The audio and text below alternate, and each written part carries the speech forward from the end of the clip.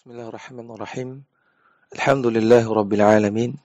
Hamdan katsiran thayyiban mubarakan fihi kama yuhibbu rabbuna wa yardah. Salatu wassalamu ala nabiyyina Muhammadin wa ala alihi wa sahbihi ajma'in, amma ba'd. Para santri sekalian, kembali kita membaca kitab Al-Usul min Ilmi Al-Usul karya Syekh Muhammad bin Shalih Al-Utsaimin rahimahullahu taala. Silakan dibuka halaman 29. Ma taqtadihi sighatun nahyi. Apa yang dihasilkan oleh sighah nahi? Sighatun nahyi indal itlaqi taqtadi tahrim al-manhi anhu wa fasadahu.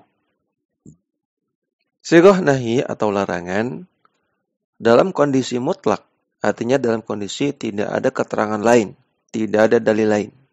Maka ia menghasilkan hukum haramnya perkara yang dilarang dan fasadnya atau rusaknya atau batalnya perkara yang dilarang tersebut.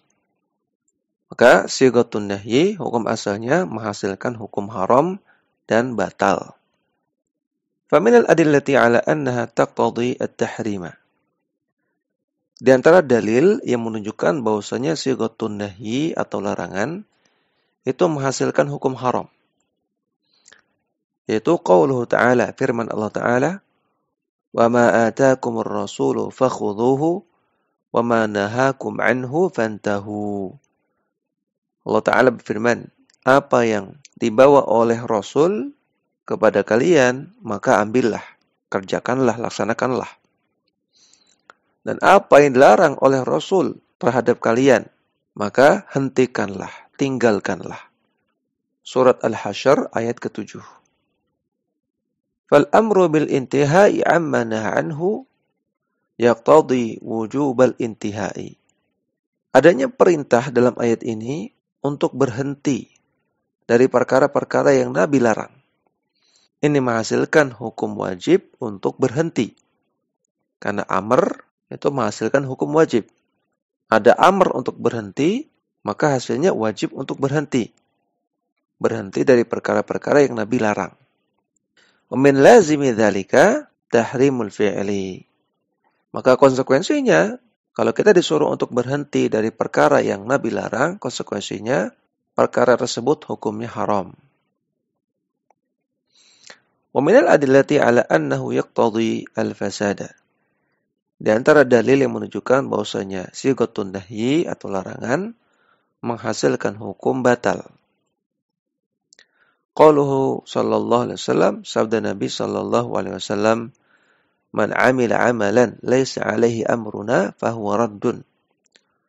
Siapa yang mengamalkan amalan yang tidak ada tuntunannya dari kami, tidak ada tuntunannya dari Rasulullah sallallahu alaihi wasallam atau para sahabat, maka amalan tersebut tertolak. Hadis sahih riwayat Muslim. Raddun, walaupun di sini adalah masdar yang kalau kita terjemahkan itu artinya penolakan, tapi maknanya ay mardudun, maknanya tertolak. Raddun maknanya tertolak. Jadi di sini masdar namun maknanya adalah isim maf'ul. Wa ma naha anhu falaysa alaihi amrun nabi sallallahu alaihi wasallam fayakunu mardudan. Dan apa-apa yang Nabi larang, tentu di sana tidak ada tuntunan Nabi untuk melakukannya. Karena Nabi larang, pasti Nabi tidak tuntunkan. Sehingga apa-apa yang Nabi larang menjadi mardudan, tertolak, batal. Hadza wa qa'idatul madhhabi fil manhi anhu hal yakunu batilan aw sahihan ma tahrimi. Demikianlah kaidah umum seputar nahi, seputar larangan. Namun kaidah mazhab Hambali tentang masalah perkara yang dilarang, apakah pasti langsung batal perkaranya ataukah tetap sah, namun hanya haram saja hukumnya. Jadi ada dua kemungkinan. Bisa jadi hukumnya batal, tidak sah. Atau kemungkinan yang kedua, hukumnya sah, walaupun berdosa ketika melakukannya. Nah, maka untuk membedakan ini, kaidahnya adalah kama yali sebagai berikut. An yakuna nahyu aidan ila dzatil manhi anhu au syartihi. Kalau larangannya itu terkait dengan zat perkara yang dilarang. atau terkait dengan syaratnya. Fayakunu batilan, maka hukumnya menjadi batal. Kalau larangannya terkait dengan zat perbuatan atau dengan syarat dari perbuatan. Nanti akan ada contohnya. Yang kedua, ayyakuna nahyu aidan ila amrin kharijin. Kalau larangannya terkait dengan faktor eksternal, perkara lain yang di luar dari perbuatan. La yata'allaku bidzatil manhi anhu wala syartihi. Yang mana faktor eksternal ini tidak punya kaitan langsung dengan zat perbuatan yang dilarang atau dengan syarat. Fala yakunu batilan, maka tidak menjadi batal walaupun hukumnya haram. Kita lihat contohnya. Misalul a'idi ila dzatil manhi anhu fil ibadati. Contoh larangan yang terkait dengan al-manhi anhu, yang terkait dengan zat al-manhi anhu, zat perbuatannya. Fil ibadati dalam masalah ibadah. An-nahyu an shaumi yaumil idaini. Yaitu larangan untuk puasa di hari Idul Fitri atau Idul Adha. Dalam hadis dari Abu Sa'id Al-Khudri radhiyallahu ta'ala anhu, beliau mengatakan, "Nahan Nabi sallallahu alaihi wasallam an shaumi yaumil fitri wan nahri."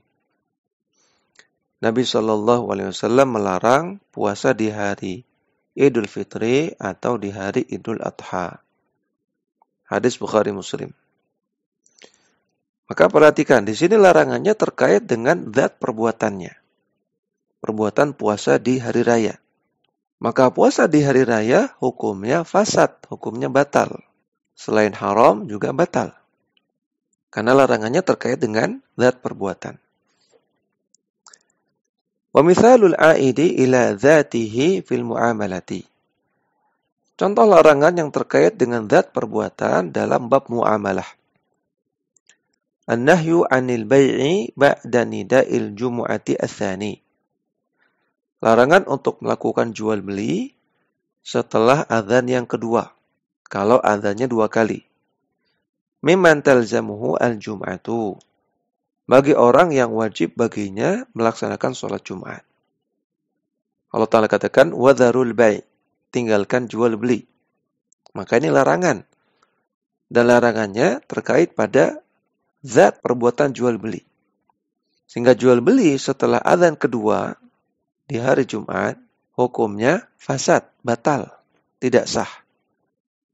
Wa mithalul a'idi ila syartihi fil ibadati. Contoh larangan yang terkait dengan syarat dalam suatu ibadah. Yaitu an-nahyu an lubsir rajuli thawbal hariri. Larangan laki-laki menggunakan baju dari sutra. Fasatrul aurati syartun lissihhatis salati. Sedangkan menutup aurat, memakai pakaian, itu adalah syarat sahnya salat. فَإِذَا سَتَرَهَا بِثَوْبٍ مَنْهِيٍّ عَنْهُ لَمْ تَصِحَّ الصَّلَاةُ.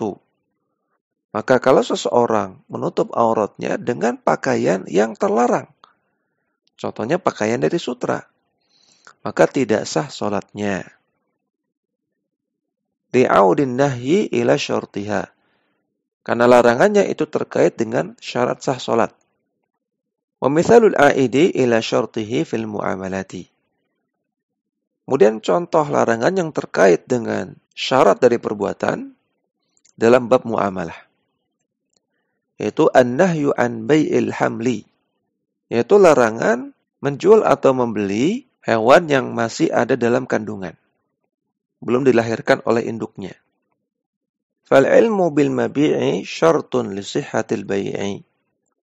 Adanya ilmu tentang barang yang akan dijual atau dibeli, ini adalah syarat sah jual beli. Barangnya harus jelas. Tidak boleh gharar, tidak boleh mengandung ketidakjelasan. Sedangkan janin hewan yang masih dalam kandungan nggak jelas.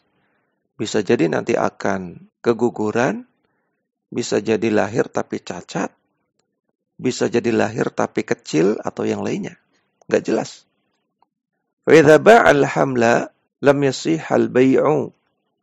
Maka ketika janin ini dijual, tidak sah jual belinya. Li'audin nahyi ila syartihi. Karena larangannya ini terkait dengan syarat jual belinya. Wa mithalun nahyi al-aidi ila amrin kharijin fil ibadati. Nah, kemudian bentuk yang kedua, yaitu ketika larangannya itu terkait dengan amrin kharijin, faktor eksternal dari suatu perbuatan. Bukan pada zatnya, bukan pada syaratnya. Fil ibadati, contoh dalam bab ibadah, an-nahyu an lubsir rajuli imamatal hariri. Larangan seorang laki-laki menggunakan imamah atau sorban dari sutra. Walau sallu alaihi imamatu haririn lam tabtul salatuhu. Kalau dia sholat dan dia menggunakan sorban dari sutra, maka tidak batal sholatnya. Walaupun haram, dia berdosa. Karena laki-laki tidak boleh pakai sutra.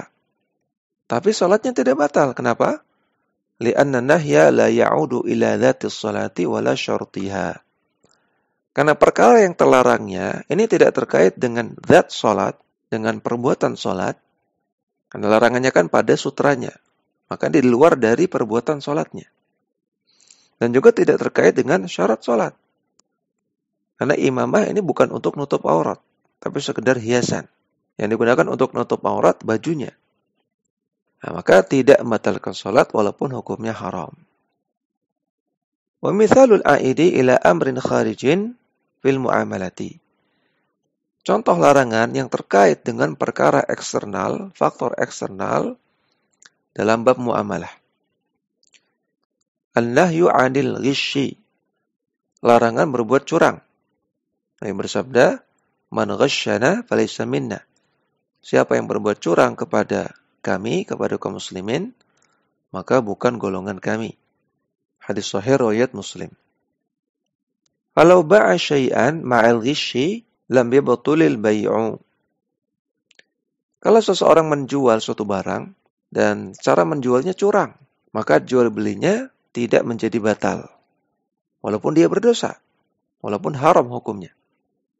Kenapa tidak batal? Li'anna an-nahya la ya'udu ila dhatil bai'i wala syartihi.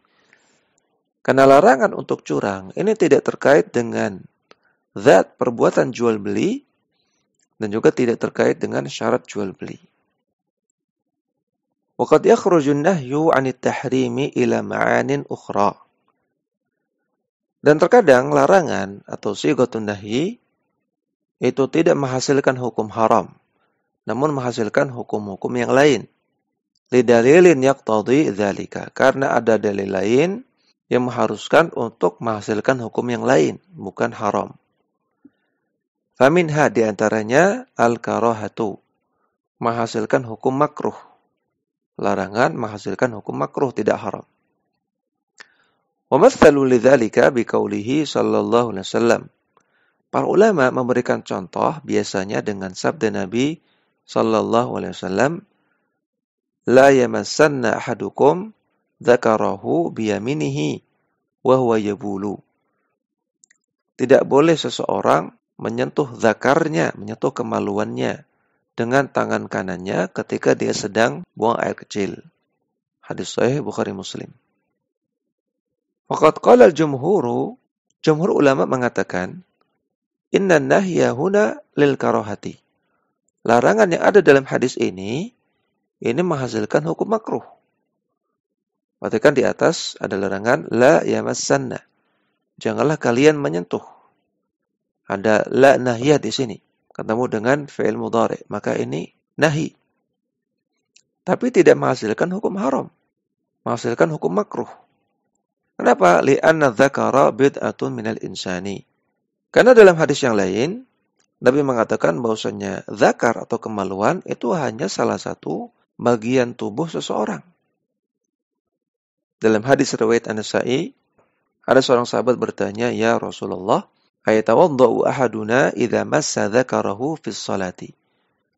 Apakah kami perlu berwudu kalau kami sempat menyentuh zakar ketika kami hendak salat?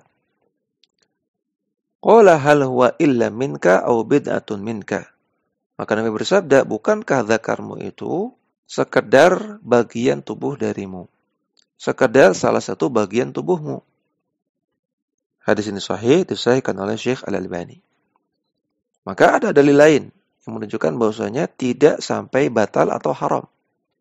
Nabi katakan itu sekedar bagian tubuhmu.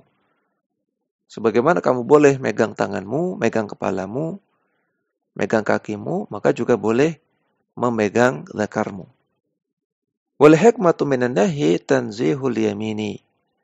Namun hikmah dari adanya larangan di hadis yang pertama, ini untuk membersihkan tangan kanan.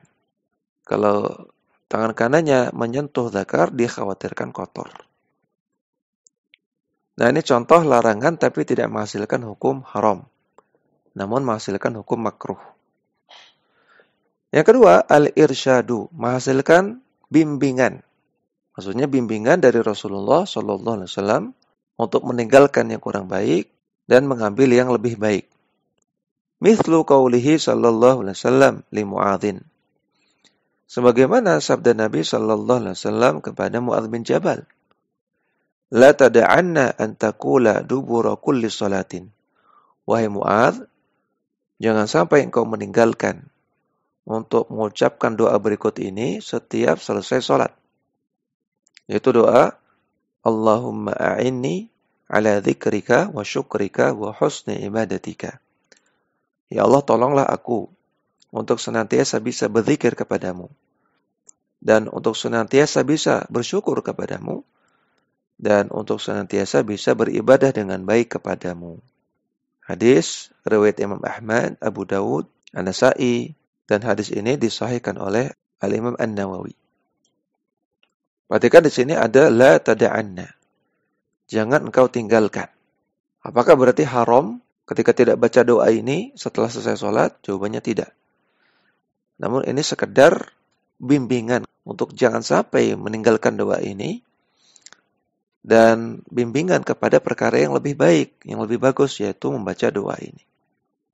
Karena tidak terdapat dalil dari Nabi SAW bahwasanya beliau merutinkan membaca doa ini setelah selesai sholat. Dan juga yang kedua, doa ini adalah bagian dari zikir setelah sholat. Yang mana zikir-zikir setelah sholat itu tidak wajib. Hukumnya sunnah. Sehingga meninggalkannya tidak haram. Maka ini korinah-korinah yang menunjukkan bahwasanya larangan dalam hadis ini bernilai irsyad.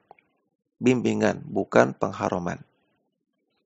Maka sigatun nahyi, larangan, hukum asalnya menghasilkan haram. Kecuali ada dalil lain yang menunjukkan tidak haramnya, atau ada qarinah yang menunjukkan tidak haramnya. Demikian yang bisa kita baca, mudah-mudahan bermanfaat. Wassallallahu ala nabiyyina Muhammadin wa ala alihi wa sahbihi wasallam.